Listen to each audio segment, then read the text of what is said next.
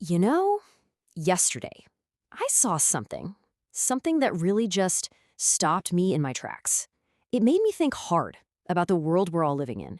And I feel like I have to share this story with you.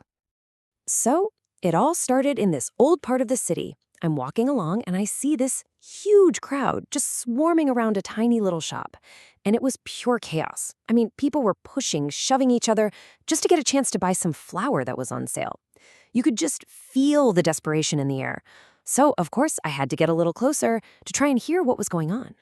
And what I heard, it was just heartbreaking. This one elderly woman, she comes up to me, clutching her dupatta, and she just begs me, "Son, please, can you get me the flour?" She told me she works in people's homes, but she hasn't had any work for 3 whole days. Her kids are at home, hungry. And she said she truly believed that God had made this flour cheaper just for her. Can you imagine? And then right next to me, there's this young guy, and he's just shouting, totally frustrated. "I've been suffering since morning. Why are they testing our patience like this?" And you had this other older man, bless him, trying to get everyone to just form a line, a simple line. But nobody was listening. It was just everyone for themselves. Look, every single person in that crowd had a story of struggle.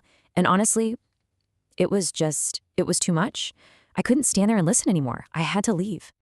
Okay, so fast forward to that very same evening, and I find myself in a completely different world. I was at this dinner thing, and the contrast, the whiplash from that morning, it was so jarring, it felt like I'd been teleported to another planet.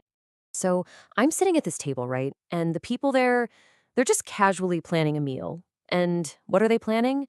Oh, just some white sturgeon and its caviar. Literally one of the most expensive foods in the world. And then someone else chimes in and suggests, "Oh, how about salmon instead? It's cheaper now." And do you know what cheaper meant to them? 5 to 6,000 rupees a kilo. That word, cheaper, after what I had seen just hours before, with people fighting over a bag of flour, it broke something in me. I felt this wave of frustration, and I knew if I stayed, I was going to say something I'd regret. So I got up, didn't say a word, and walked out. Driving home, I just had this one question going around and around in my head. Are these people, the ones fighting for flour and the ones casually debating caviar, are they even living in the same country? It hit me so hard. Inflation isn't one single thing. No. It's creating two totally separate, totally different realities. And that's the real difference, isn't it? For the common person, inflation is about survival. Full stop. It means asking, do we eat tonight or do we buy medicine? Do we pull our kids out of school? It's a constant daily battle. But for the elite, it's just an inconvenience. It's a topic for dinner conversation. If they get sick, they can fly abroad for treatment. If schools are too expensive, they send their kids to another country.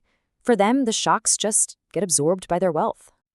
And that really gets to the heart of the whole thing, It forces you to ask the question, how is it possible? How can people living in the very same country have such wildly different problems and such wildly different solutions to those problems?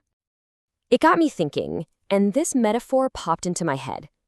Imagine our society is a tree, but it's not a healthy tree.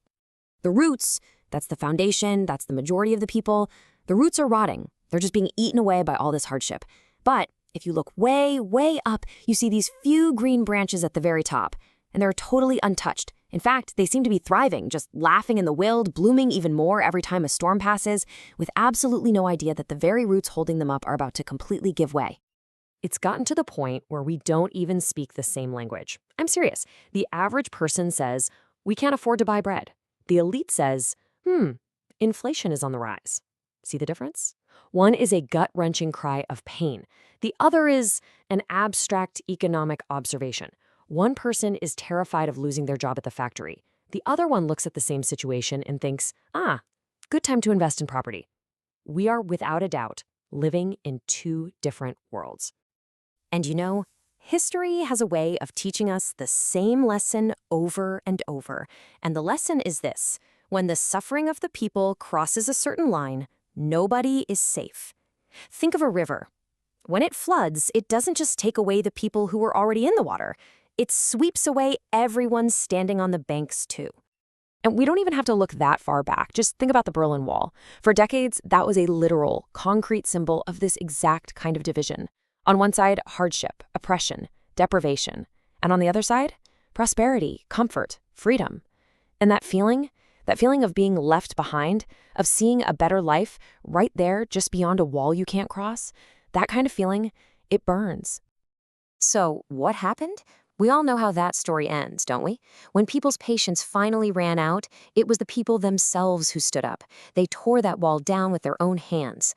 History shows us, again and again, walls built on injustice, they never stand forever.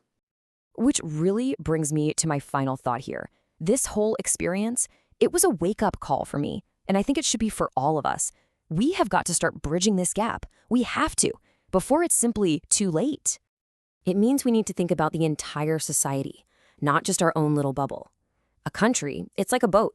You can't just be busy polishing your own little corner, keeping it nice and dry, while another part of the boat is filling up with water. Because eventually, the whole boat sinks. And when a society isn't built on justice for everyone, a kind of silent war begins, and it puts the whole system at risk. And that leads to the final unavoidable truth. When the fire of economic hardship really starts to rage out of control, sure, it might start by burning down the homes of the poor. But a fire that big, it doesn't just stop there. In the end, a fire like that consumes everything in its path. Even the palaces of the rich turn to ash. And that is a future we have to do everything in our power to avoid.